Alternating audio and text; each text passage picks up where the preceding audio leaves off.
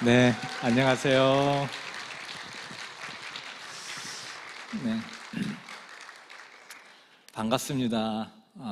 일단 이렇게 초대해 주셔서 너무 감사하고, 오늘 이렇게 시간 제한이 없다고 저한테 말씀해 주셨기 때문에 오늘 마음껏 하나님 자랑을 여러분들과 함께 나누도록 하겠습니다. 좀 전에 또 이렇게 싱어게인 나간 또 영상도 이렇게 들어주셨는데 정말 사실은 싱어게인에서 먼저 저한테 연락이 온 겁니다. 나올 수 있냐고. 그래서 아유, 제가 무슨 신인도 아닌데 그런데 나가냐고 그랬더니 여기 신인만 나오는 거 아니라고. 그래서 저는 한 그래도 몇 단계 좀 붙여줄 줄 알았는데 바로 그냥 두 번째에서 그냥 잘라버리더라고요. 덕분에 또 많은 분들이 일기예보를 기억해 주시고 이렇게 알게 된 것 같아요. 방금 싱어게인 때 불렀던 그 노래 먼저 여러분들께 부르려고 합니다. 인형의 꿈. 네.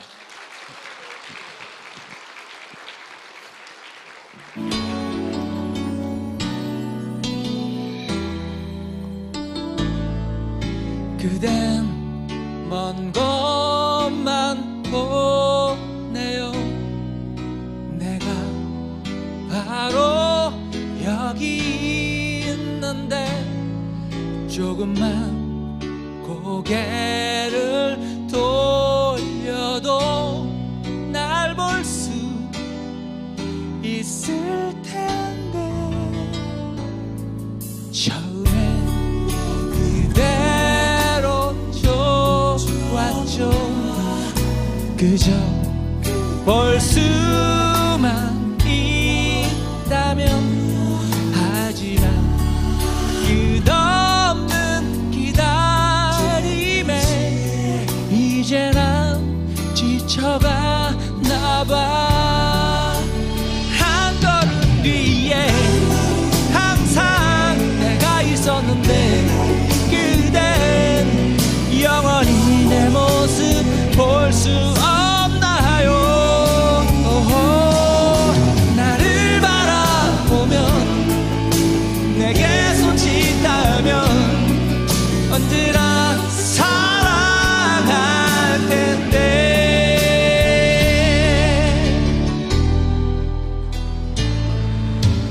난 매일 꿈을 그저 함께 얘기 나누는 꿈.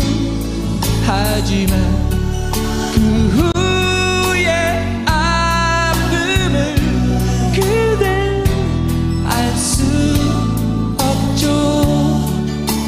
한 걸음 뒤에 항상 내가 있었는데 그댄 영원히 내 모습 볼 수 없나요? 나를 바라보면 내게 손짓하면 언제나 사랑할 텐데. 사람들은 내게 말했었죠. 왜 그토록 한 것만 보는지. 난 알 수 없었죠. 내 마음을 작은 인형처럼 그대만을 향해 있는 날.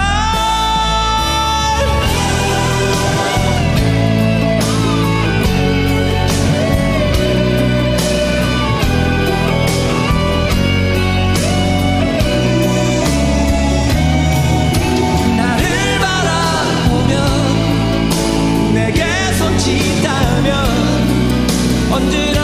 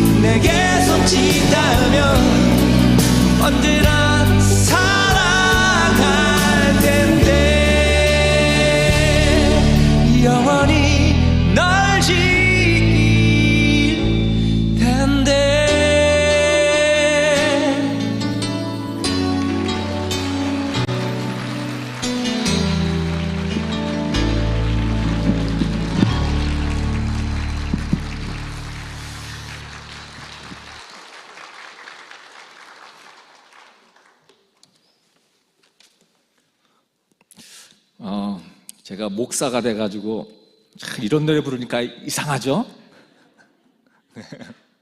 참 세상이 많이 달라졌어요. 교회에서 이렇게 그것도 주일날 가요를 불러도 되는 우리의 자유로움이죠. 자유함. 네. 저도 제 삶이 참 신기하고 그래요. 이 노래가 벌써 25년, 6년, 96년도에 발표됐으니까 와, 정말 오래된 노래예요. 그런데 이렇게 계속해서 많은 후배 가수들이 또 이렇게 리메이크해서 또 부르고 계속해서 불러주고 하니까 잊혀지지 않고 계속 이렇게 알려지게 된 것도 참 신기한 것 같아요. 예. 근데 저는 이 노래를 제가 20대 때 이제 부르긴 했지만 저는 제가 가수가 될 생각은 사실 전혀 안 했어요. 노래를 그냥 부르는 걸 좋아했지 가수가 될 생각을 하지 않았고, 근데 이제 가수가 된 것은 정말 전혀 생각지도 않았던 어떤 한 만남, 네. 만남에 의해서 이제 노래를 하게 된 그런 계기가 있고요. 또 이 노래를 그 만남을 갖기 전까지 제가 대학을 또 가게 해준 우연한 또 만남이 있어요. 이게 두 번의 만남이 제 인생에 있어서는 정말 정말 인생의 터닝 포인트가 되는 네, 그런 어떤 만남이었죠. 그래서 제가 이 저의 이야기를 여러분들께 노래로 제가 불러드리려고 합니다. 노래 제목은 인생 반전. 제 이야기예요. 이 노래에 숫자가 180이라는 숫자가 나와요. 180. 뭘까요, 180이? 내 IQ? 제 키? 네, 반전의 상징, 180도 달라졌다 하는 이런 말 하잖아요. 네, 그런 의미의 180입니다.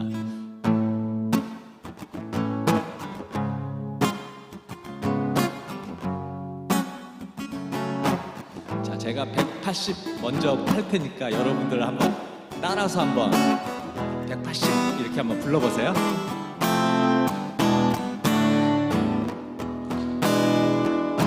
180, 180, 180, 180, 180, 180. 네, 너무 잘하시는데요?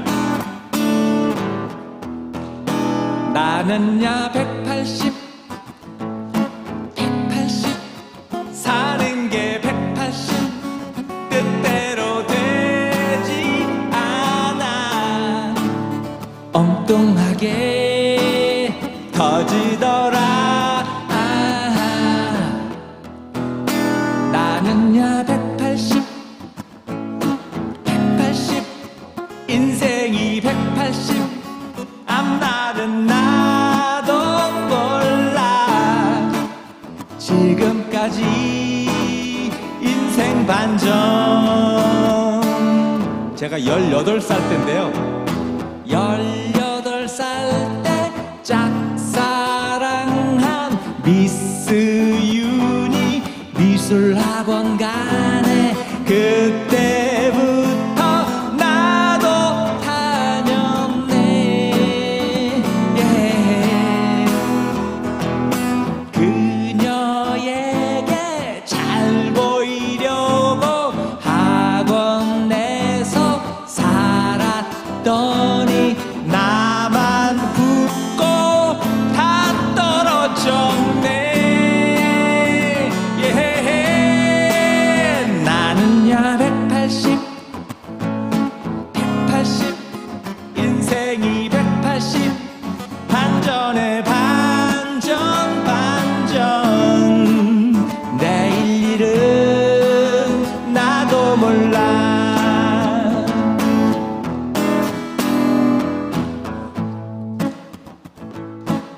아침마다 버스를 타고 학교를 다녔는데요. 고등학교 때 그 버스 정류장에서 제 이상형을 본 거죠.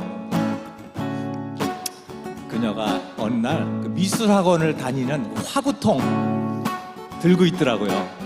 그래서 제가 엄마한테 엄마 나 미술학원 보내주세요. 그래가지고 그때부터 그녀가 다니던 그 미술학원을 다니기 시작했어요. 얼마나 좋았는지 그녀한테 잘 보이려고 열심히 그림을 그렸거든요. 근데 제가 그림을 너무 잘 그리는 거예요. 뭐 그림 그리는 거 좋아하긴 했지만 내가 그렇게 잘 그리는지 저도 몰랐거든요. 사랑하는 여인도 있겠다. 열심히 그림 그려서 그녀한테 잘 보여야지. 그래가지고요 열심히 그려가지고요 홍대 미대 들어갔어요. 180 180 180 180 오, 예. 제가 20살 때 20살 때 첫 미팅 때 섹시한 그녀 노래 서클 자랑해. 그때부터 그 서클 갔네. 예. 그녀에게 잘 보이려고 서클에서 살았더니 어영부영 가수가 됐네. 예. 나는야 180 180 인생이 180 반전에 반전 반전. 내일 일은 나도 몰라. 내일 일은 내일 보자. 그러니까 웃는 거야. 180 180 오, 너무 잘하신다. 정말 잘하시네요. 대학교 가자마자 3대3 미팅을 했단 말이에요. 그런데 제 파트너가 내 목소리가 좋다고 자기 그 연합 동아리, 대학교 연합 동아리인데 동아리 들어오라고 그래가지고 그 동아리를 들어갔단 말이에요. 저도 깜짝 놀랐어요. 제 목소리가 그렇게 꾀꼬리 같은 줄을. 그 동아리가 어떤 동아리냐면요 이런 노래 부르는 동아리예요. 하늘레이리리리요 여로레이로리요 여로레이로리리리 하늘레이리리리요 여로레이리요레 여로레이리요레요리.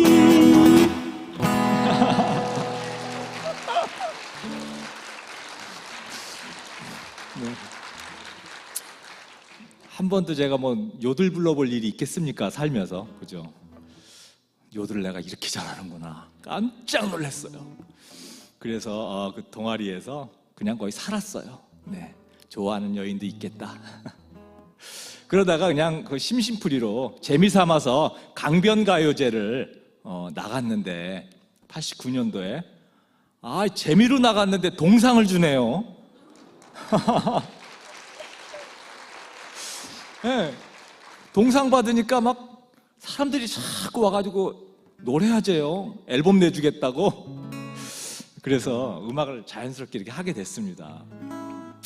참 신기하죠. 네, 전혀 생각지도 않은 음악을 또 하게 됐고, 물론 음악을 좋아했죠. 좋아하고 늘 부르고 다녔긴 했지만 그래서 참 인생이 이렇게 흘러서 이렇게 갔습니다. 근데 저의 진짜 인생의 가장 큰 반전은 자체 음악 활동을, 대중음악 활동을 아까 처음에 불렀던 인형의 꿈 막 이런 거 부르고 활동할 때 선배 작업실을 제가 놀러 갔어요. 음악 하시는 분 선배. 작업실을 놀러 갔는데 그 작업실에 저처럼 놀러 온 제자들이 있었거든요. 근데 그 제자 중에 정말 제 마음에 쏙 드는 이상형을 제가 만났어요, 거기서. 제 인생은 참 이렇게 여자 조심해야 되는데 인생은 참 이렇게 너무 제가 마음에 들어가지고 저희 그 선배한테 소개시켜달라고. 그래서 이제 소개받아가지고 데이트를 했단 말이에요. 얼마나 좋은지 모르겠어요. 너무 좋았어요. 그래서 진짜 잘해야지, 열심히 진짜 잘해야지. 근데 자꾸 더 이렇게 가까워지기 힘든 그 벽을 이렇게 자꾸 세우더라고요. 그녀가 더 친해져야 되는데 그래서 이게 도대체 왜 이렇게 벽을 세우나, 더 가까워져야 되는데 알고 봤더니 이 친구가 교회를 다니는데 내가 교회를 안 다니니까 더 이상 이렇게 마음을 안 주는 거예요. 그래가지고 제가 그때부터 교회를 다녔어요.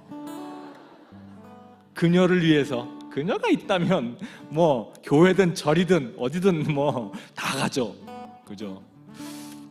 그래서 교회를 갔죠.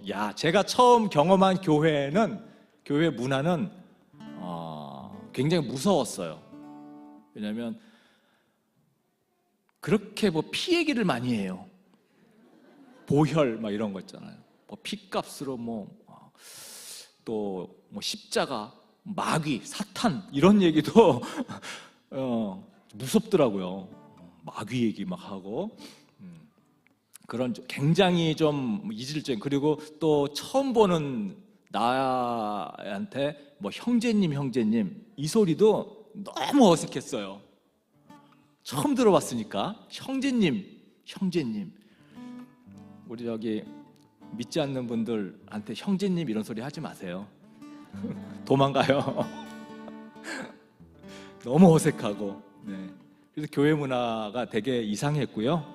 그리고 교회에서 노는 청년부에 이제 들어갔단 말이에요. 청년부 소속에서 청년들하고 이제 같이 이렇게 시간을 보내는데 청년들이 제 눈에는 너무 촌스럽고 노는 것도 촌스럽고, 아니 뭐 여학생들도 이렇게 화장하고 이렇게 뭐 꾸미질 않아요.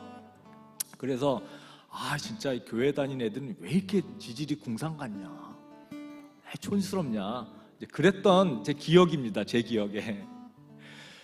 그래도 여자친구 때문에 열심히 이제 다니는 척하고 새가족반 막 들고 그렇게 이제 흉내 내면서 다녔는데, 어느 날 그 교회 안에서 청년들끼리 소그룹 모임에서 나눔 주제가 뭐였냐면 크리스찬의 이성교제, 이런 주제였어요.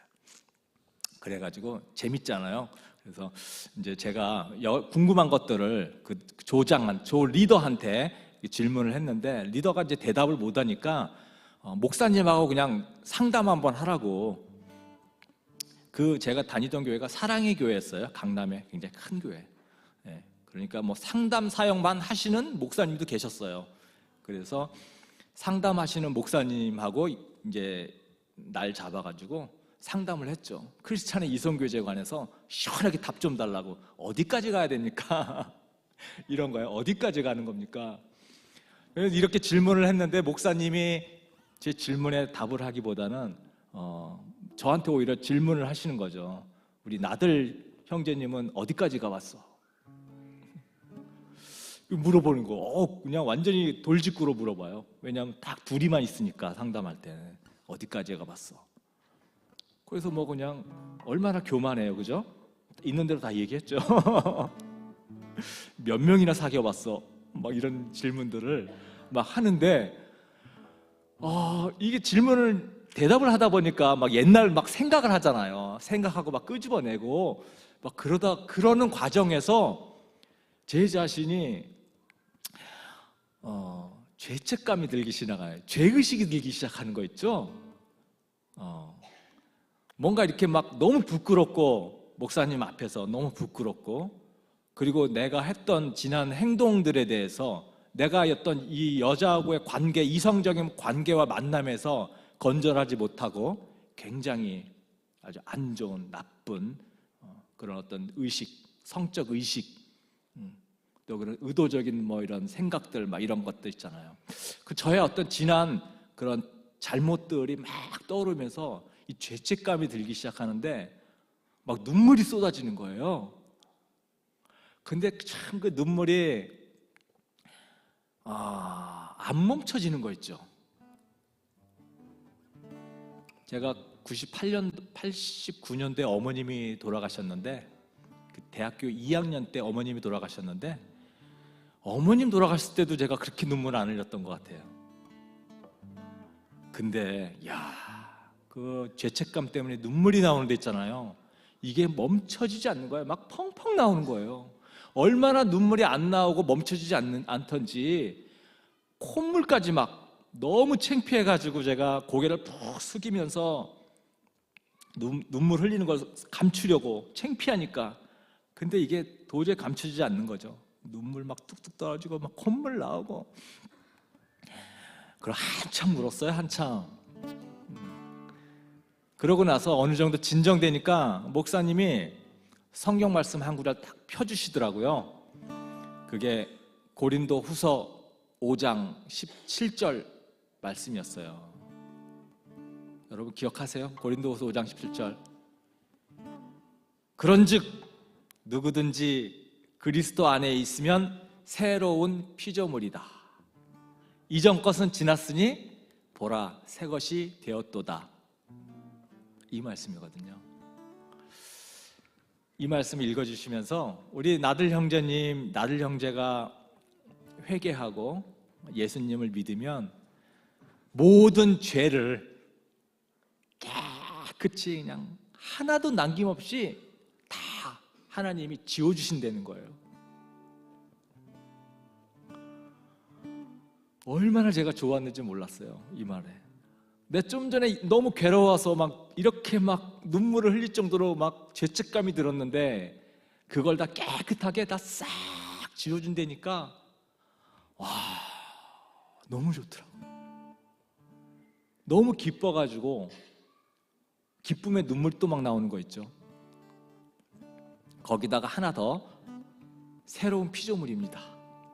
이제 나들 형제가 예수님을 믿으면 옛날에 나들 형제는 다 죽었고 이제 새로 태어난 피조물이 됐다는 거예요. 영적으로 새로 태어난 새로 피조물이 됐대요. 이제는 내가 너무 소중하게 느껴지기 시작했어요.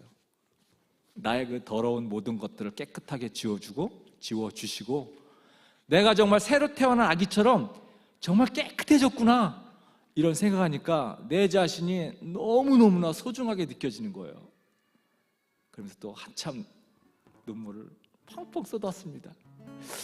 이게 제가 예수님을 믿게 된 그 순간이었어요. 그러고 나서 상담실을 딱 나오는데 세상이 너무 달라 보이는 거 있죠. 세상이 전혀 다른 세상이 펼쳐진 것 같았어요. 그러고 나서 교회에 있는 청년들을 봤더니 교회 청년들, 아니 세상에 똑똑한 청년들은 다 교회에 있었더라고요. 뭐 이렇게 성경 묵상 나눔 이런 거 해보면 어떻게 이렇게 그런 생각들을, 성경 한 구절에서 어떻게 그런 생각들을 거기서 묵상해서 꺼내는지 너무 놀라웠어요. 너무 놀랐어요. 한 사람 한 사람이 너무너무 귀하고 달라 보이더라고요. 드디어 제가 이제 속사람을 보기 시작한 거죠. 맨날 겉모습만, 화장도 안 하고 저게 뭐야, 저게 왜 저러고 다녀, 이 겉모습만 보다가 이게 이제 속을 볼 수 있는, 사람의 속을 보는 그런 눈이 생기니까 세상에 교회 다니는, 세상에 보석 같은 사람들 다 교회에 있었구나. 그러면서 교회에서 청년부 활동이 너무너무 재밌어지고 그렇게 제가 신앙생활을 아주 본격적으로 하게 됐습니다. 제가 이제 성경책도 많이 읽게 되는데요. 성경책 읽다 보니까 시편에서 새 노래로 찬양해라, 새 노래로 찬양하라 이런 구절들이 많더라고요.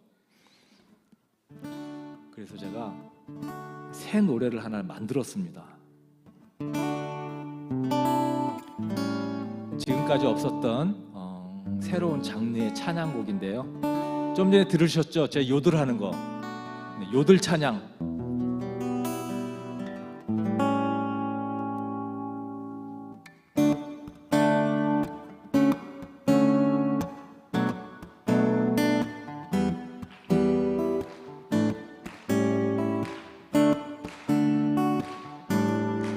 예수를 나의 구주 삼고 성령과 비로소 거듭나니 이 세상에서 내 영혼이 하늘의 영광 누리도다. 하니올레이 요레이 나 사는 동안 끊임없이 환호한 뒤에 찬송하리라. 온전히 주께 맡긴 내 영 사랑의 음성을 듣는 중에 전사들 왕래하는 것과 하늘의 영광 누리도다. 하니올레이 요레이 나 사는 동안 끊임없이 환호한 뒤에 찬송하리라. 이것이 나의 간증이요 이것이 나의 찬송일세. 나 사는 동안 끊임없이 환호한 뒤에 찬송하리라.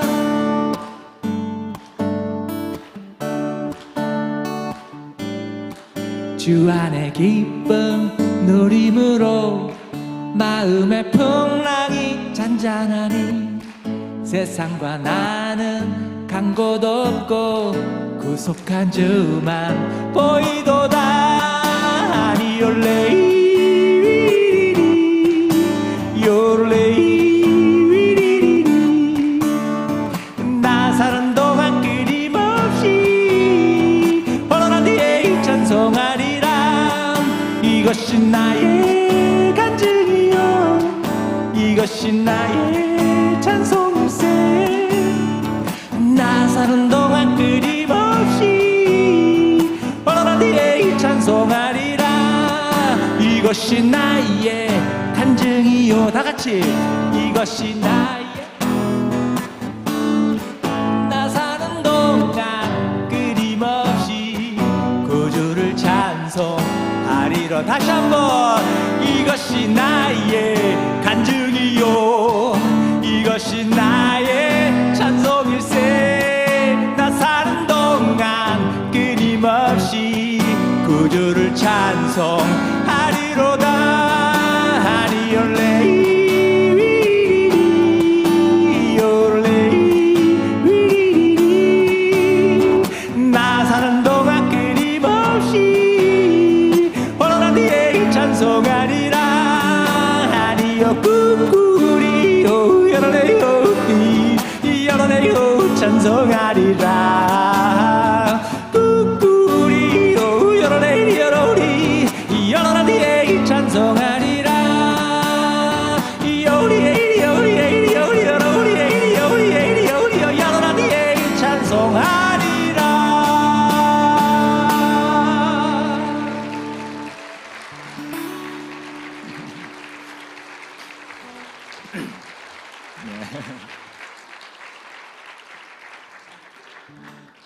신선하죠? 네. 그 대신 못 따라 부르겠죠? 그냥 듣기만 하는 걸로 할게요. 참 예수님 믿고 신앙생활 하니까 정말 너무 좋더라고요. 제가 인기는 얻었지만 제가 그 가수가 되고 돈도 좀 많이 벌었어요. 근데 정신은 더 피폐해져 가더라고요. 그 돈 벌고 좋았던 건 한 몇 달인 것 같아요. 왜냐하면 여전히 경쟁 상대는 늘 있고요. 그리고 제가 원하는 곳에 이루었지만 또 그 다음 것이 또 보여요. 저 김건모 볼 때마다 자존심 팍팍 상해요. 우리랑 대기실이 달라요. 거기는 대기실도 넓어. 자존심 상해요. 뭐 신승훈 이런 가수를 볼 때마다 핑클 뭐 서태지는 뭐 볼지도 못하고 자존심 상해. 우린 저렇게 돼야 된다. 막 스스로 막 피를 갉아먹는 그런 삶, 정말 스트레스 어마어마하게 받으면서 지내는데 그것 때문에 제가 건강이 나빠졌어요. 간경화를 제가 이제 진단을 받았어요. 그래가지고 뭐 다 포기했죠. 왜냐하면 저희 어머님이 아까 대학교 2학년 때 돌아가셨다고 했잖아요. 저희 어머님이 간암으로 돌아가셨어요. 그래서 이제 그 과정을 봤기 때문에 두렵더라고요. 무섭고 내가 간경화 진단 받았을 때. 그래서 음악을 완전히 다 내려놓고요, 다 포기하고 병을 고치기 위해서, 뭐 고칠 수 있는 방법이 없으니까, 의학적으로 못 고치니까 자연 치유, 그래서 대체 어떤 의학적인 방법으로 다 음악을 포기하고 제가 시골로 들어갔어요. 산으로 들어갔는데 어디냐면은 전라북도 진안이라고 하는, 전라북도 진안 정천면 봉황리인데요. 거기에 마이산이 조금 많이 아는 곳이 있고 옆에 무주 스키장 있고 그래요. 거기로 갔습니다. 3년 정도 자연 속에서 살면은 간경화 치유할 수 있다고 너무너무 아주 강력하게 나한테 추천해 주신 대체의학 박사님이 계셔가지고 3년 좋다, 내 젊었을 때 고쳐야지, 그러고서 갔어요. 그 시골에서 저희 그때 이제 제가 막 결혼해가지고 애들도 2명 있었거든요. 2살, 3살 꼬맹이들. 그래서 가족 넷이 그 시골에 들어가가지고 거기서 이제 사는 거예요. 매일매일 산을 다니면서 산에서 이제 막 먹을 거 이제 따오고, 산에는 먹을 게 정말 많더라고요. 그리고 텃밭에다가 이것저것 막 가꿔서 먹고, 그리고 이제 또 용담댐이 옆에 있어가지고 용담댐 가면은 막 자연산 돌미나리 쌀 한 푸대씩 잘라와요. 그럼 녹즙 내려서 먹고, 또 냇가에 가가지고 고동이 간에 좋다 그래요. 하여튼 간에 좋다는 건 다 먹어봤습니다. 제가 군뱅이까지 먹었어요. 그렇게 해서 열심히 병 고치기 위해서 노력하고, 진짜 막 매일매일 운동하고 산에 다니니까 진짜 몸이 돌덩이처럼 단단해지고 너무 좋아지는 거예요. 매일 좋은 거 먹고 자연에서 나는 거 먹고. 그리고 또 시골 교회를 다니는데 제가 그때 시골 교회 다니면서 정말 하나님과 정말 가까이 친밀해지는 시간을 많이 보냈던 것 같아요. 매일매일 하나님과 대화하고, 또 성경책도 뭐 할 일이 없잖아요. 할 일이 너무 바쁘게 살다가 시간이 많으니까 성경책도 좀 깊이 읽고, 또 시골의 그 40일 작정 새벽 기도회 그것도 막 도전해보고, 시골은 새벽 기도가 4시 반입니다. 4시 반. 그런 것도 해보고, 그러니까 막 하나님하고 좀 가까운 시간을 자연스럽게 그렇게 보내게 된 것 같아요. 할 일이 없으니까. 그렇죠? 그래서 우리가 가끔씩은 할 일이 없는 것도 좋은 것 같아요. 너무 바쁘게 사는 것보다. 그렇게 살다가 1년 지나고 2년 지나고 3년째가 되는데 제가 예수님 꿈을 꿨어요. 어떤 꿈이냐면, 그 당시 제가 살고 있던 그 도로가 있는데요. 그 집 앞에 도로가 있는데 거기에서 우리 교회, 그 시골 교회 분들이 찬송가를 부르면서 막 신나게 박수 치면서 찬송가를 불러주고 있는데, 저 앞에서 예수님이 팔을 이렇게 탁 벌리면서 저를 안아주려고 이렇게 기다리고 계시는 거예요. 그래서 얼마나 제가 좋았겠어요. 그래서 막 달려가가지고 예수님 품에 딱 안겼어요. 그런데 예수님께서 제 귀에다 대고 이렇게 말씀해 주셨어요. 박영렬, 제 본명이 박영렬이잖아요. 박영렬 집사님 12시 20분까지 거기로 꼭 오세요. 12시 20분까지 거기로 꼭 오세요. 이렇게 3번. 3번을 말씀하시고 다시 저를 되돌려 보내가지고 제가 예수님 등지고 이렇게 다시 되돌아오면서 꿈을 깼거든요. 너무 생생한, 너무 아주 신기한 꿈이었죠. 이게 도대체 무슨 의미일까? 12시 20분이 무슨 의미일까? 너무 궁금하잖아요. 근데 뭐 누가 그거 알려줄 사람이 있는 것도 아니고, 이게 도대체 무슨 의미일까? 그렇게 마음속으로 담고 있다가 얼마 후에 저희 시골 교회에 여름 성경 학교를 돕기 위해서 전주에서 신학생들 4-5명이 봉사하러 왔어요. 시골 교회. 그래서 저희가 집으로 초대해서 마당에서 삼계탕, 또 시골은 그런 게 좋잖아요. 마당에다가 닭 몇 마리 잡아가지고 삼계탕 쫙 끓여가지고 같이 식사 교절을 하면서 우연히 꿈 얘기가 나와가지고 제가 꾼 꿈을 얘기했단 말이에요. 그랬더니 전도사님이 반응이 너무 뜨거워요. 그건 그냥 꿈이 아니라는 거예요. 그거 그냥 꿈 아니라고. 그러면서 전도사님 중에 한 분이 꿈 해석의 은사가 계신 목사님이 한 분 계시다.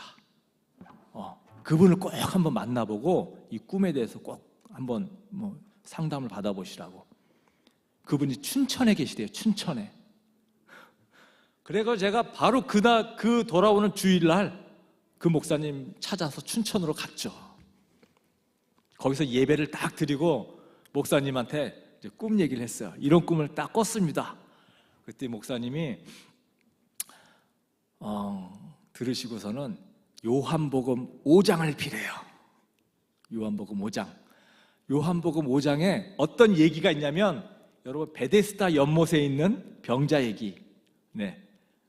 가끔씩 천사가 와가지고 물을 움직이는데 어떤 병에 걸렸든지 가장 먼저 들어간 사람은 낫는다는 그 기적의 그 연못, 그 스토리입니다. 그거를 저보고 읽으래요. 그래서 제가 쫙 읽었습니다. 쫙 읽는데 제가 막 소름이 쫙 돋는 거예요. 왜냐하면 그 베데스다 연못에 있는 병자가요 38년 된 병자입니다. 제가 그때 38살이었는데 이 병자가 병이 38년 동안 가지고 있었어요. 병을. 저도 태어나면서부터 간염을 가지고 태어났거든요. 어머님 돌아가실 때 알았습니다. 저희 삼형제가 다 간염을 가지고 태어났다는 거를. 저도 38년 된 병자거든요. 이 베데스다 연못에 있는 병자가 그냥 저인 거예요. 나인 거예요, 나. 소름이 쫙 돋는 거예요. 그리고 그날은 안식일이었거든요. 제가 지금 주일날, 지금의 안식일이 지금의 주일이잖아요, 우리 개념으로. 제가 지금 이 주일날 이 성경을 읽는데 마치 그 예수님이 나한테 하는 것 같은 느낌. 예수님이 그 병자한테 네가 낫고 싶으냐? 물어요. 병자가 낫고자 사연을 얘기하죠. 저 연못에 먼저 들어가면 낫는데 나보다 항상 다른 사람이 먼저 들어가서 제가 못 낫고 있어요, 이러잖아요. 예수님이 자리를 들고 일어나라. 네. 그래서 병자가 그 말씀을 믿고 일어나면서 다리가 낫는 그런 얘기인데, 이 목사님이 이 베데스다 연못에 있는 병자처럼 박영렬 우리 형제 하나님께서 병을 고쳐주실 겁니다. 이렇게 말씀해 주신 거예요. 그리고서 요한복음 11장을 또 피래요. 11장. 저도 깜짝 놀랐어요. 예수님이 12시에 대한 얘기한 것이 성경에 있더라고요. 요한복음 11장에 제자들을 예수님이 둘씩 묶어서 너희들도 한번 나처럼 전도해봐, 이렇게 파송하는 장면이 나오거든요. 그때 예수님이 보내면서 낮이 12시간이 아니냐 이런 얘기를 해요. 낮에 다니면 실족하지 아니한다. 이런 그 말의 의미는 하나님의 자녀들은 낮 12시간에 속한 사람들이기 때문에 낮에 낮에 다니라 실족하지 아니한다. 하나님을 믿지 않는 사람들은 밤 12시간에 속한 그런 자녀들이다. 그런 의미로 예수님이 제자들을 파송하는데 낮 12시간에 속한, 그러니까 이 목사님이 저보고 낮 12시 20분에서 12시는 하나님이 우리 박영렬 형제님 하나님의 자녀로 삼아주신 거고, 그리고 20분은 덤으로 얹어준 삶입니다.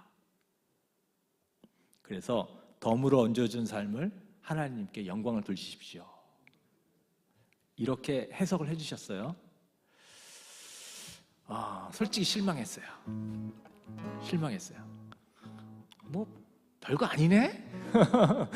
나 이 병 고쳐주는 건 고맙긴 한데 그런 의미였어? 그래서 제가 목사님한테 하나 질문했어요. 목사님, 그럼 제가 대중가수인데, 그럼 제가 하나님께 영광 돌리려면 이제 대중음악 그만하고 그럼 이제 CCM 가수 이런 거 해야 됩니까? 물어봤더니 목사님이 그건 뭐 하나님한테 물어보십시오, 난 몰라요. 그래가지고 제가 다시 집으로 돌아와가지고 있잖아요. 제가 하나님하고 단판 져야겠다.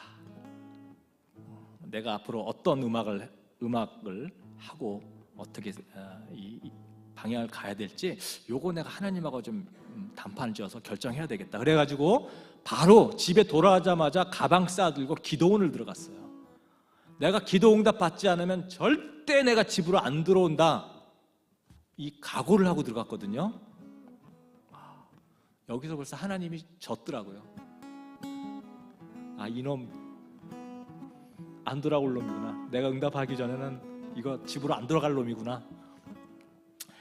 그래가지고 기도원, 수양산 기도원이라고 아주 좋은 기도원을 갔습니다.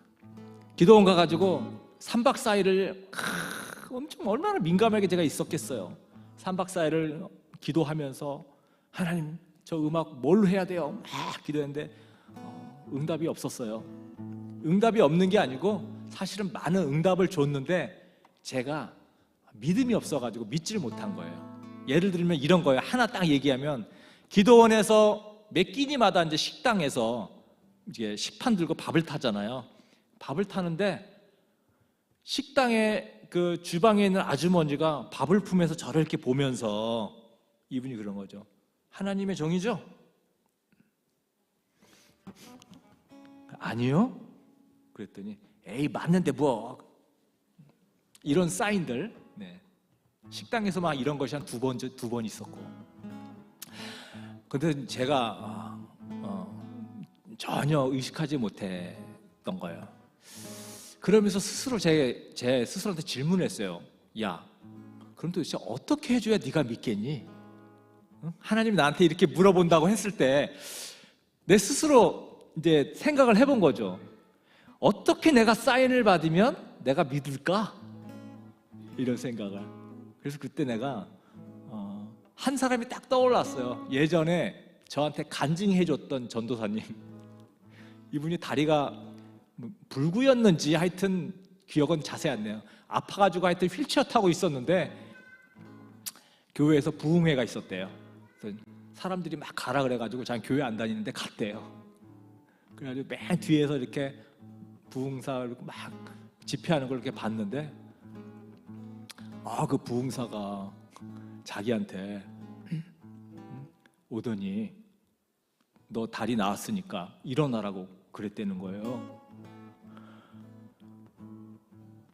그래서 자기가 안 믿었죠, 당연히. 근데 갑자기 몸이 막 전기가 오는 것처럼 찌릿찌릿하면서 몸이 이상하더래요. 그래서 일어났더니 다리가 일어서지더래요. 그래서 자기가 전도사 신학교 들어가서 공부하게 됐다고 저한테 그런 얘기를 해준 게 제 기억이 난 거예요. 그래서 제가 하나님한테 적어도 이 정도는 줘야 믿죠. 이 정도 줘야 믿죠. 제가 이제 이렇게 기도를 한 거예요. 3박 4일 지나고 나서 또 3박 4일 또 끊었어요. 기도 응답 못 받아가지고. 근데 딱 일주일 후에, 정확하게 7일 후에 기도원에서 예배를 드리고 예배 마치고 나서 기도원 원장님이 잠깐 좀 얘기 좀 하자고 그러더라고요. 그래서 원장님하고 얘기를 하는데 원장님이 그렇게 얘기를 하시는 거예요. 우리 집사님이 워낙에 의심이 많아가지고 하나님 계속 사인을 주는데도 안 믿는데, 하나님이, 성령님이 지금 강하게 나를 통해서 이렇게 말씀하시는데 자기도 이렇게 강하게 성령님이 이끄시는 거 처음 경험한대. 하나님이 우리 박영렬 집사님을 하나님의 종으로 삼으셨으니까 당장에 신학교 갈 준비하세요. 그러면 앞으로의 길을 하나님이 알아서 이끌어 주실 거예요. 이렇게 말씀해 주셨어요. 그래서 제가 눈물을 펑펑 흘리면서 이제 하나님을 찬양하는 찬양 사역자가 되는가 보다. 그리고서 이제 서울로 이제 막 가려고 부랴부랴, 원래 3년을 계획했다 그랬잖아요. 3년을 채우지 못한 딱 3개월, 2년 9개월 만에 그 시골집을 막 정리하고 그 시골집을 제가 지은 거예요. 시골은 전세가 없더라고요.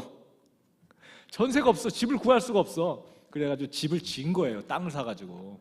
나중에 팔면 되니까 손해 안 볼 것 같아서 집을 짓는데, 그 집 교회에다 그냥 기증했어요. 헌금했어요. 제가 그 시골 교회에다가 헌금하고, 그러고서 부랴부랴 서울 집 얻어가지고 공부, 이제 그날 겨울이었으니까 봄에 이제 학교 가야 되니까, 그래서 서울로 제가 이사를 갔는데, 서울로 이사 간 날짜가 12월 20날이었어요. 그래서 내가 속으로 12시 20분까지 오라 그랬는데, 야, 12월 20날, 야, 서울로 오라는 얘기인가? 제가 이렇게 혼자, 야, 우연이지만 참 기가 막힌데? 이렇게 그러면서 서울로 갔어요. 그리고 서울에 가가지고 이제 막 공부한다고. 그런데 한 일주일 후에 제가 깜짝 놀랐잖아요. 제가 살고 있는 집이 12층 20호. 내가 살고 있는 집 호수가. 그래서 제가 그때, 야, 내가 하나님의 인도하심을 받았구나. 12시 20분까지 오라고 그랬는데, 야, 진짜 내가, 그래서 3번 반복했나? 12월 20날, 또 12층 20호? 한 번은 뭐지? 이런 생각 하잖아요. 한 번 남았는데? 노래 하나 하고. 제가 이렇게 서울로 돌아와서 막 신학교 간다고 이제 막 공부하면서, 제가 그때 가수 자두 알죠? 자두의 그 식사부터 하세요라는 노래가 제가 만든 노래인데요. 나중에 꼭 한번 들으세요. 그 노래를 만들어주고 나서 나에게 이런 생각이 들었어요. 내가 나를 위해서도 노래를 만들고 다른 가수를 위해서도 노래를 만드는데, 야, 하나님을 위해서 내가 한 번도 노래를 만들지 않았네. 네. 아까 그 요들 찬양은 몇 년 전에 만든 거예요. 얼마 안 됐어요.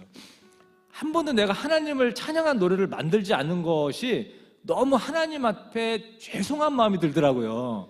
그래서 하나님께 내가 감사의 찬양을 하나 만들어야 되겠다 해서 그때 제가 찬양을 하나 만들었습니다. 제목이 내려오신 그 사랑이라는 제목이고요. 저 구원해 주신 거 그냥 감사하다라는 그런 제 개인 고백의 찬양이에요. 이 노래를 여러분들과 함께 나누도록 하겠습니다.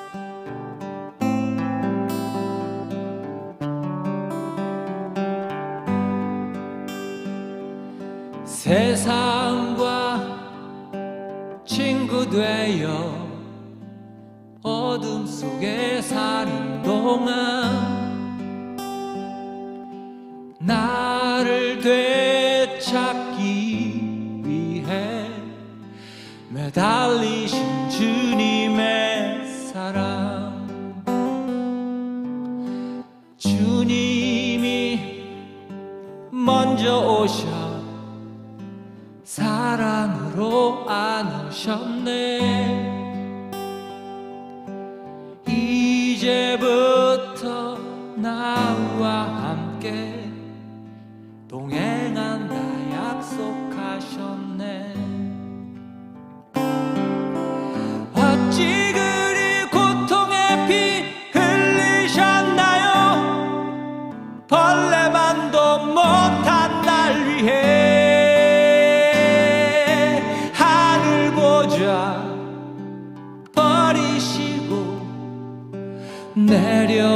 내려오신 그 사랑,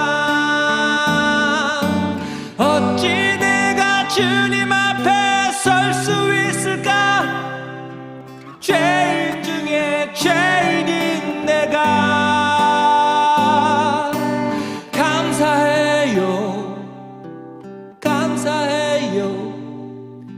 내려오신 그 사랑.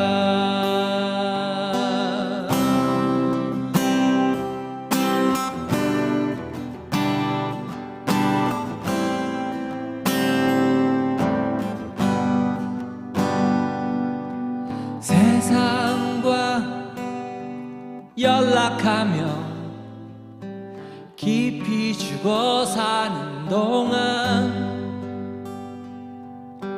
나를 되찾기 위해 매달리신 주님의 사랑, 목마른 나의 삶에 생수로 다가오셨네. 영원토록 나와 함께 동행한다 약속하셨네. 어찌 그리 고통의 피 흘리셨나요? 벌레만도 못한 날 위해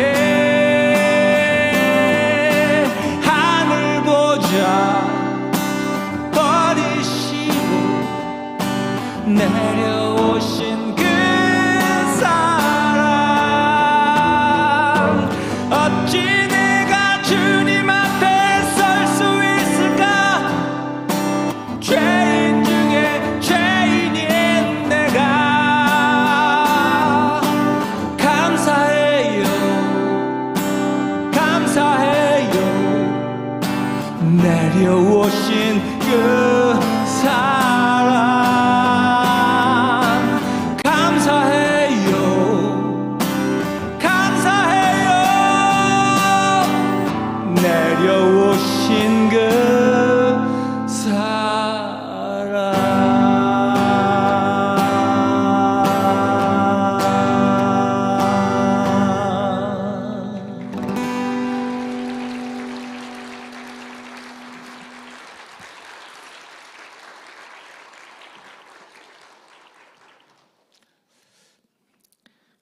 신학교 간다고 막 공부를 열심히 하고 있는데 한 달 정도 지나서 제가 피를 토하고 쓰러졌어요, 집에서. 그래서 그냥 아내가 부랴부랴 저를 이제 차에 싣고 응급실로 이제 갔는데 눈을 떴더니 벌써 막 온갖 호수가 이제 막 꽂혀 있고 막 이런 상황이었어요. 그래서 알게 됐어요. 간이 하나도 안 좋아진 거를. 간이 매일매일 산을 왔다 가고 왔다 갔다 하면서 그렇게 몸이 막 건강해지고 근육질로 바뀌고 했는데 간이 하나도 안 좋아졌어요. 하나도. 오히려 간은 계속 나빠져 가지고요, 피토하고 쓰러진 합병증이 시작된 거예요. 이때부터 이제 온갖 합병증, 복수차고 황달하고 이런 것들이 이제 시작된 거예요, 본격적으로. 정말 그 병원의 응급실에 이렇게 있는데 너무 화가 나는 거예요. 하나님 정말 계시나? 하나님이 계시면 내 병 고쳐준다 그랬는데 그 꿈 때문에 내가 이렇게 신학교 갈 준비하려고 이렇게 와서 지금 공부하다가 아니 병 고쳐줘야지, 이게 지금 뭐야? 병 하나도 안 좋아졌어, 간이. 이때 정말 저는 너무 괴로웠어요. 죽는 것은 별로고요. 죽는 건 그 다음 문제고 정말 하나님이 계시냐 안 계시냐 이 문제죠. 하나님이 계시면은 나한테 이럴 수 없지. 내가 이렇게 될 수가 없지. 내가 기독교에 세뇌당한 거 아니야? 종교에 세뇌당한 것 같은데 이거 하나님이 계시면 어떻게 나에게 이런 일이 일어났지? 이게 너무 괴롭더라고요. 그동안 해온 신앙생활이 있는데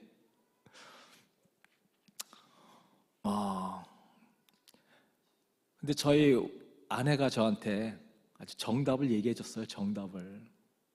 하여튼 여자들이 똑똑해요. 당신 그 꿈 때문에 살았습니다. 꿈 때문에.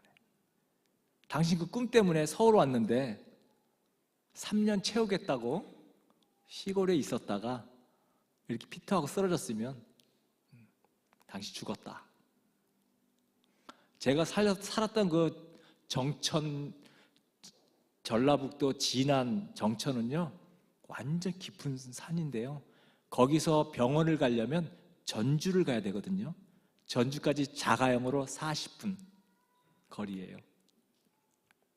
근데 지금 제가 살고 있는 서울 와가지고 제가 어디서 살고 있었냐면 아산병원을 걸어서 5분 만에 갈 수 있는 거리. 5분 만에 갈 수 있는 거리에 제가 살고 있었어요. 그래서 왜냐하면 벌써 이 식도정맥류라고 하는 거는 식도에 혈관이 터진 거예요. 혈관이 터져서 계속 피가 나오고 있었던 거예요. 막 계속 출혈이 속에서. 그러니까 배가 막 더부룩하고 막 어지럽고 이러죠. 계속 피가 쏟아지고 있는데 계속 어지러운 거죠. 아, 왜 이렇게 어지럽지? 그러다가 쓰러진 거예요. 의식 잃고. 얼마나 많은 피를 쏟았겠습니까?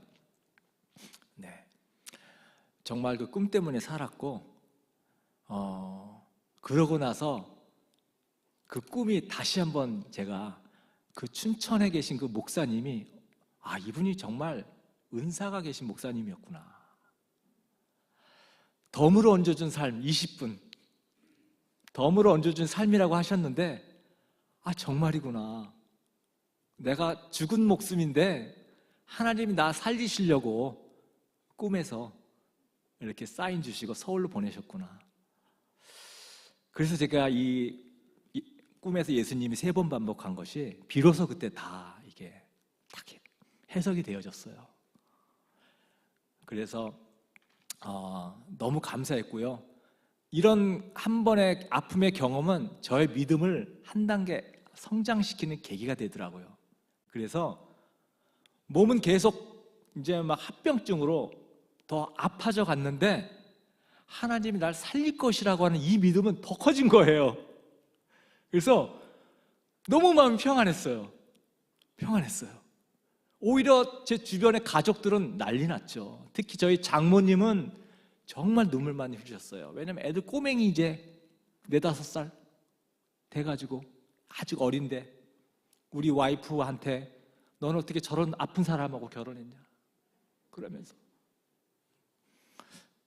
와이프도 저도 믿음이 있기 때문에 하나님이 고쳐주실 거라고 하는 그런 믿음이 있었다라는 게, 이게 참, 그 믿음 없으면 이 고통을 어떻게 견뎌내요, 그죠? 어떻게든 고쳐주실 거야 하면서 열심히 공부를 했습니다. 그런데 이제 합병증이 너무 심해지다 보니까 이제 더 이상 버티기 힘든 상황까지 갔어요. 그랬는데 저희 아내가 우리 간 이식 수술을 한번 해보자. 왜냐면 자기가 나를 줄 수 있는 간이기 때문에, 혈액형이 맞아서. 근데 여보, 그거 수술비만 해도 한 2-3억 정도 드는데 그리고 2-3달마다 200-300만 원씩 처치, 치료비가 드는데 그거 우리가 어떻게 감당하냐. 야, 근데 그 해에 제가 피투하고 떨어져, 그 해에 이게 의료보험이 적용이 돼가지고요 10% 이게 시작된 거예요. 간 이식 환자들. 그래서 2-3천만 원이면 할 수 있게 됐어요. 그리고 2-3달마다 20-30만 원이면 처치할 수 있는. 그래가지고서 간 이식 수술을 하기로 하고 아내가 주기로 하고 수술을 진행하는데, 이게 이제 간을 혈액형만 맞다고 해서 주는 게 아니고요, 간을 주는 사람이 자기 간을 70%를 잘라서 저를 줘요. 70%를 잘라서. 제 간은 다 이제 갖다 버리고. 그러니까 주는 사람이 건강해야지 줘요. 건강해야지. 조금이라도 몸에 문제가 있으면 이 간이 해독작용 하잖아요, 우리 몸에. 그래서 줄 수가 없어요. 그래서 적합한지 안 적합한지 기증자를 검사를 하는데, 검사를 했더니 어떻게 결과가 나왔냐면 간이 작아서 못 줍니다. 70%보다 더 잘라줘야 되는데 그러면 주는 사람이 이제 생명이 위험한 거예요. 안 된대요. 너무 작아서. 좀 간땡이가 좀 커야지 그러니까 간땡이가 작아가지고 아이고 참 저희 형님들 두 분 다 간염보균자 못 줘요. 간염보균자라서. 근데 저희 둘째 형수님이 주시겠다 그랬어요. 둘째 형수님이 간호사가 그러더라고요. 형제지간에도 안 준대요. 부모 자식간이나 주면 모를까 안 준대요. 같은 핏줄 형제지간에는 안 준대. 근데 형수가 준다고 하니까 와 진짜 복 받으셨다고 그러더라고요. 주는 사람은 30% 있잖아요. 한 2달 정도면 다시 원상복귀 돼요. 우리 상처나면 3살 돋듯이 간은 유일한 장기예요. 다시 복원되는 장기 중에. 네. 그러니까 간 줘도 괜찮습니다. 상처만 이 상처만 남는데 요새는 성형수술도 좋아져가지고 그래서 저희 둘째 형수님이 주시기로 하고 이제 또 간 주시는 분 건강 또 적합한지를 검사를 했어요. 검사 결과가 어떻게 나왔냐면 빈혈 때문에 안 됩니다. 빈혈 치료 다 하고 나야지 정상이 돼야지 준다는 거예요. 그러면서 의사 선생님이 그래요. 치아에 문제가 있어도 못 준대요. 치과 치료 다 하고 나서 줘야 된대요. 작은 문제가 간이 기능을 못하기 때문에 몸에 작은 문제가 생명을 앗아갈 수 있대요. 더 이상 주변에 줄 수 있는 사람이 없는 거예요. 그런데 저희 아버지가 이제 큰일 났죠. 아버지가 이제 여기저기 막 알아보고 그랬는데 저기 전라남도 광주에 사는 사촌 동생이 주겠다 그런 거예요. 한 10년 이상 얼굴도 안 보고 지냈어요. 왜냐면 부모님이 다 돌아가셔가지고 우리 부모님이 돌아가시면 사촌끼리 볼 일이 없어요.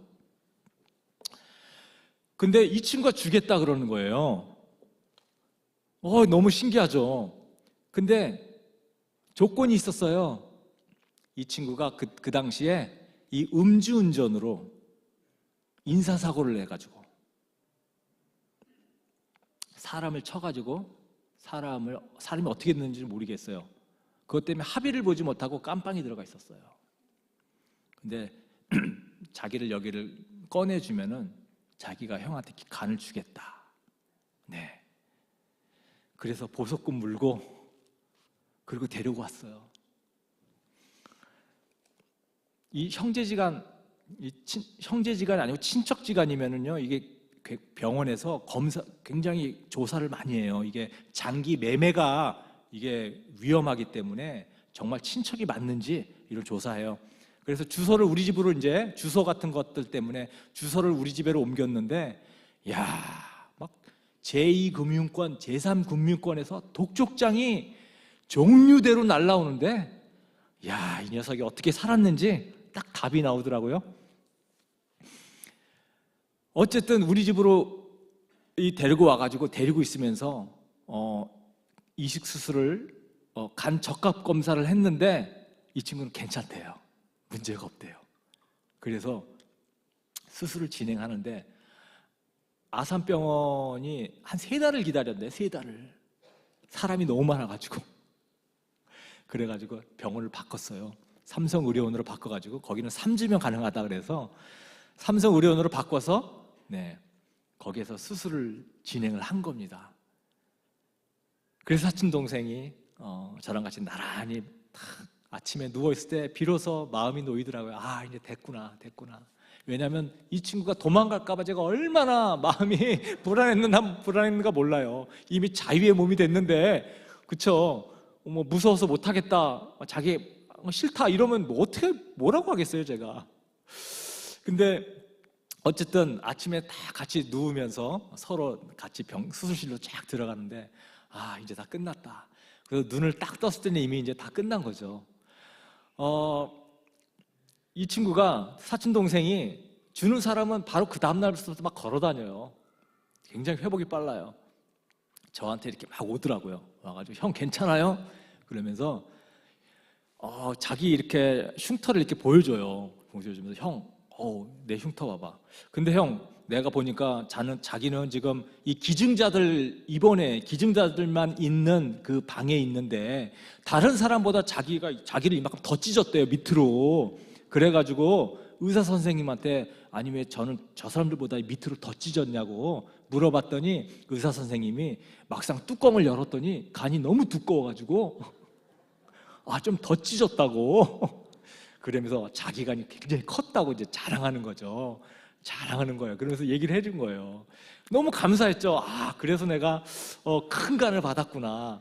그러면서 감사하게 생각하면서 거기서 이제 계속 3주 동안 누워 있는데 3주 동안 누워 있으면서 제가 너무너무 이 하나님의 그 은혜의 사랑에 제가 감동을 받게 된 것이 뭐냐면 생각해 봤더니 이 친구 있잖아요. 하나님이 저를 살리려고 30년 동안 이 친구를 키운 거예요, 간을.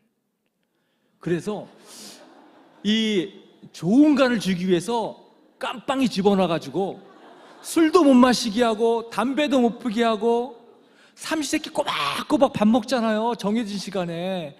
거기다가 아침 일찍 일어나고 일찍 자고 세상에 이렇게 좋은 간이 없는 거예요. 정말 하나님이 나를 살리려고 30년 동안 너무 완벽하게 하나님이 준비하신 간이었어요. 근데 그 생각을 하니까 얼마나 감사하던지. 정말 우리 하나님은 정말 최고.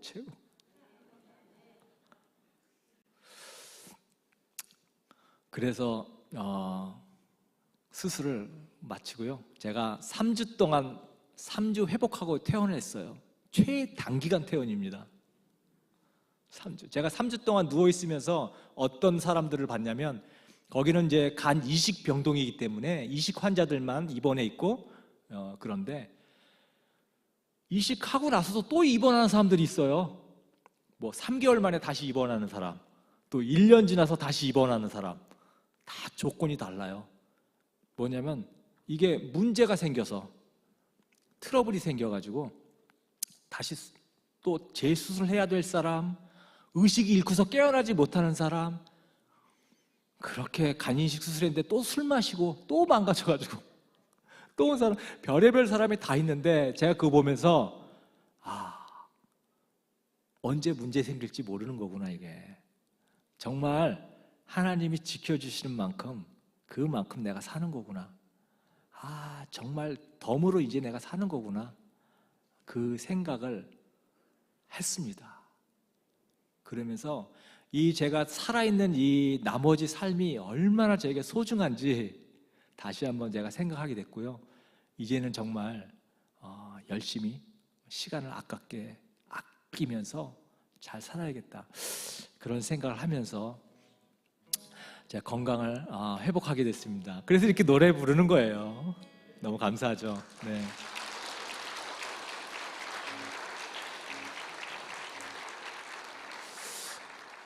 신학교 졸업하고 목사 안수 2010년대에 받고요. 교회 사역을 하진 않았어요. 제가 그 크리스찬 연예인들의 공동체를 제가 신학교 다니면서 그 모임에서 계속 예배를 드렸는데, 거기 가면 여러분들 좋아하는 그런 손담비라든가 뭐 가수 자두도 거기 있었고, 뭐 강균성, 요즘 젊은 친구들은 모르겠지만 하하랑 결혼했던 별, 이런 친구들이 그 당시 20대 때 함께 예배드렸던 친구들인데, 거기에서 이런 친구들이 신앙생활 하기가 너무 어려워해요. 교회에 적응하기 힘들어하는데 이런 친구들을 위한 공동체가 있으면 너무 좋겠다. 그걸 두고 하나님한테 계속 기도했습니다. 하나님, 이런 공동체가 있으면 너무 좋겠는데 내 눈에 이게 보이는데 하나님, 이게 정말 저에게 주신 하나님의 사인인가요? 기도하면서 하나님이 나에게 주신 사인이라는 확신을 갖게 됐어요. 그래서 엔터테인먼트 공동체, 크리스찬 공동체를 만들어야 되겠다 생각해서 다시 대중음악 활동을 시작했습니다. 음악 활동을 하면서 이 공동체를 형성하기 위해서. 그렇게 하다가 열심히 다시 건강 회복하고 음악 활동을 했는데 안 되더라고요. 히트곡도 있는데 안 돼. 너무너무 참 그 시간이 좀 길었어요. 한 10년 정도 제가 계속 두드렸는데요, 잘 안 되더라고요. 그러면서 제가 집에서 우리 음악하는 청년들을 집에다가 매주 금요일마다 저희 모임을 갖기 시작했어요. 믿지 않는 친구들인데 금요일 저녁마다 모여서 그 친구들 음악 도와주고 또 얘기 들어주고 그리고 또 축복 기도해주고, 네, 그렇게 해서 한 3년 정도 지나니까 그 중에 한 청년이 저도 교회 한번 나가보고 싶어요 이런 얘기를 하더라고요. 막 몸에 막 문신이 있는 친구인데 그냥 이쁜 문신이 아니고요, 여러분 조폭들 문신 있죠. 거의 뭐 손 여백 없이 빽빽하게 그림도 막 그 마귀 막 그런 그림들, 무서운 그림들 막 그려져 있는, 교회 한번 가보고 싶대요. 아, 그래 한번 와보자, 가자. 그래가지고 이제 제가 그때 이제 다니고 있었던 가까운 교회 데리고 가면서 이 친구가 예수님을 믿더니 찬양팀으로 열심히 신앙생활을 시작해요. 그러고 나니까 다른 친구들도 나도 한번 교회 한번 가보고 싶다고 그러면서 한 사람 한 사람씩 막 늘어나는 거예요. 그러게 해가지고 한 2년 사이에 7명이 예수님을 믿게 됐어요. 교회를 전혀 안 다니는 친구들이. 그래서 하나님, 교회를 시작해야 될 것 같습니다. 그래서 하나님, 근데 제가 돈이 없는데 제가 대출을 받아서 해야 될까요? 그 당시 제가 이제 살고 있던 집을 담보로 대출을 받아서 진행하려고 대출을 알아봤는데, 대출 한 어느 정도 이제 되려고 해서 대출 진행을 하려고 했다가, 그때가 문재인 대통령 시절이었는데요. 그때 부동산 정책이 막 새로 막 바뀌고 막 이럴 때인데 대출이 잘 진행되다가 마지막 입금되기로 기다리고 한 날인데 은행에서 전화가 온 거예요. 대출이 불가능하다고. 정책이 바뀌어가지고 대출이 안 된대요. 그런데 그 순간 이게 하나님이 주신 마음이에요. 기쁘더라고요. 기뻐. 왜 그러냐면 하나님이 나 빚 안 지게 해주려는구나. 빚 안 지고 하나님이 공간을 마련해 주려나 보다. 이런 생각이 번뜩 들어가면서 출애굽기 말씀이 생각나는 거예요. 모세가 홍해 앞에서 이스라엘 사람들이 우리를 물에 빠져 죽이게 하려 그러냐 막 모세한테 불평하잖아요. 이집트 군대가 막 올 때 그때 모세가 그러거든요. 너희는 오늘날 잠잠히 너희를 향하신 하나님의 구원을 봐라. 이 말 하잖아요. 그 말이 생각나가. 여보, 하나님이 가만히 한번 있어 보래. 하나님이 하시는 구원을 가만히 보래. 우리 한번 하나님이 어떻게 일하나 한번 보자. 제가 이 말을 했거든요. 그리고 나서 한 일주일 정도 후에 전화가 한 통이 왔습니다. 선배한테서, 야 나들아, 지금 네 노래가 지금 드라마에 나온다? 이런 거예요. 형, 가끔씩 나와요. 제 드라마, 제 음악. 진짜로 종종 나와요. 이렇게 리메이크해서 이렇게 하는 거. 근데 그게 아니래. 지금 음원 차트 1위 하고 있대. 그래가지고 다 가서 봤더니 슬기로운 의사생활 2에서 조정석이 제 노래를 불렀는데요. 이야, 노래를 너무 잘 부르잖아요. 노래를 잘 불렀는데 그 음원 차트에 역주행해가지고 KT뮤직 막 이런 지니뮤직에 1위 찍고 멜론 차트 6위까지. 그리고 멜론 차트는 국내 음악 차트가 아니에요. 전 세계 음악 통틀어서 차트예요. 6위까지 가는 건 기적입니다, 기적. 6위까지 올라가 있는 거예요. 제 노래가, 내가 만든 노래인데. 그리고서 그 음악에 저작권료가 들어오기 시작하는데, 대출 받으려고 했던 금액의 몇 배가 많은 돈이 통장에 매달 이렇게 들어오는 거예요.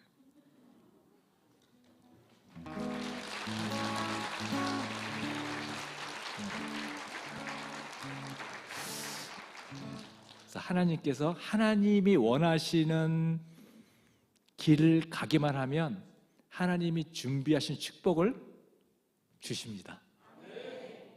근데 우리의 문제는 하나님보다 항상 내가 앞서요. 그래서 성경에서도 하나님이 그러셔요. 성전을 향한 너희의 열심이 나를 삼킨다. 이게 무슨 말씀인지 알죠?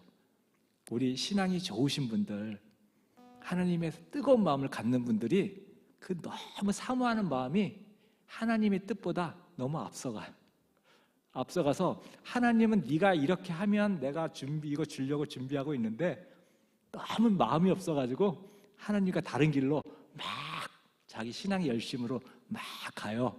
네, 하나님 주고 싶은데 못 주는 거 있잖아요. 이렇게 그거거든요. 딱 그거거든요.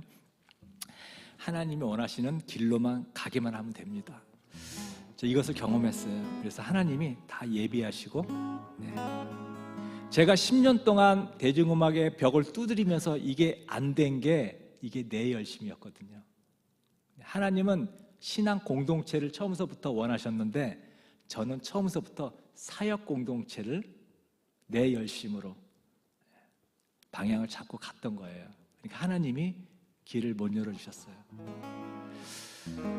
그래서 지금 합정동, 서울 그 마포구 합정동은 음악하는 사람들이 굉장히 많은 동네예요. 홍대 바로 옆이에요. 네, 그래서 한 집 걸로 한 집으로 음악하는 사람들이 기생하고 있습니다. 지하실마다. 그래서 무조건 여기서 개척해야 됩니다. 그래서 합정동에 교회를 개척해서 작년에, 네, 지금 교회 이름은 엔터 교회입니다. 조정석 씨가 너무 잘 불렀지만 그래도 이 노래는 제가 오리지널이거든요. 좋아 좋아 한번 불러볼게요.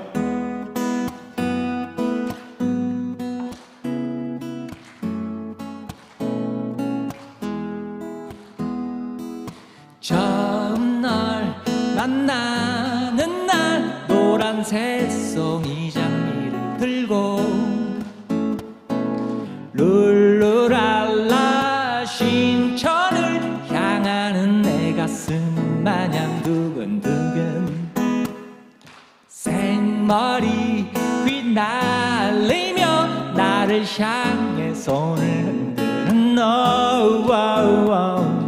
머리에서 발끝까지 나를 사로잡네 이야해로 네가 좋아 너무 좋아 모든 걸 주고 싶어 너에게 많은 내 마음 난 꾸미고 싶지 않아 언제까지 너와 함께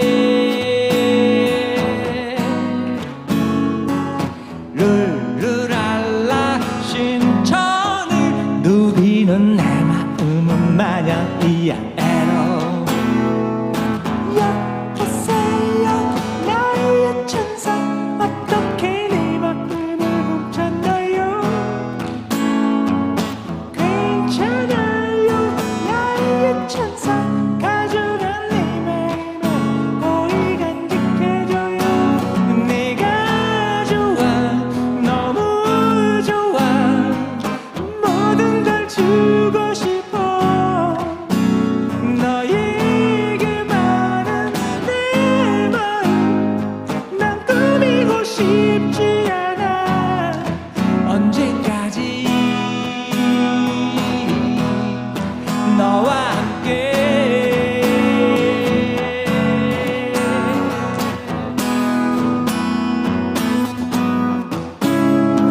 PPT에 가사 있으니까 우리 한번 같이 불러봐요.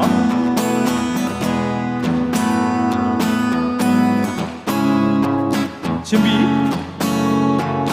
하나 둘 셋 네가 좋아 너무 좋아 모든 걸 주고 싶어 너에게 많은 내 맘 난 꾸미고 싶지 않아 한 번 더 네가 좋아 너무 좋아 내 모든 걸 주고 싶어 너에게 많은 내 마음 난 꾸미고 싶지 않아 네가 좋아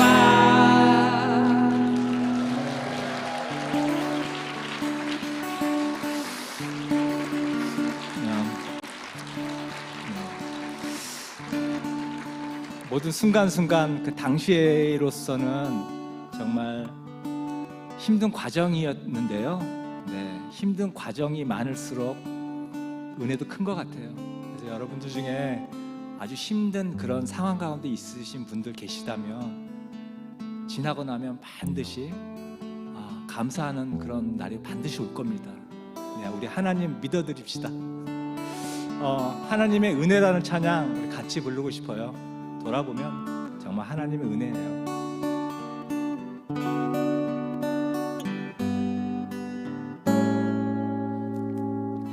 나를 지으신 이가 하나님, 나를 부르신 이가 하나님, 아멘. 나를 보내신 이도 하나님, 나의 나 된 것은 다 하나님, 아멘.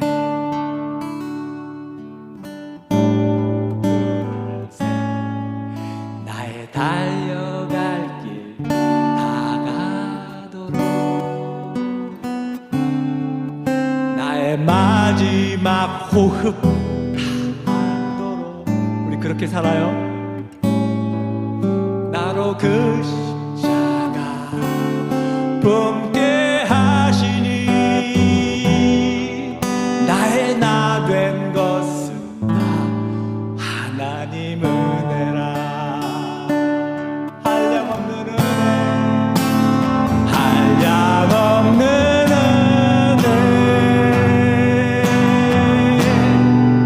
갚을 길 없는 은혜, 내 삶을 애워싸는 하나님의 은혜. 나 주저함 없이 이 땅을 밟음도 나를 붙드시는 하나님의 은혜, 한량없는 은혜, 한량없는 은혜, 갚을 길 없는 은혜, 내 삶을 애워싸는 하나님의 은혜. 나 주저함 없이 그 땅을 밟음도 나를 붙드시는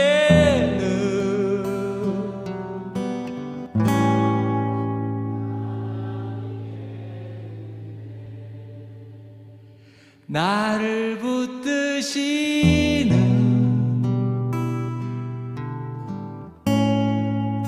하나님의 은혜.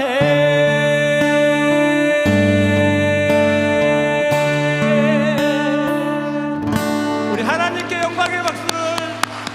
주님 감사합니다. 주님 사랑합니다. 아멘.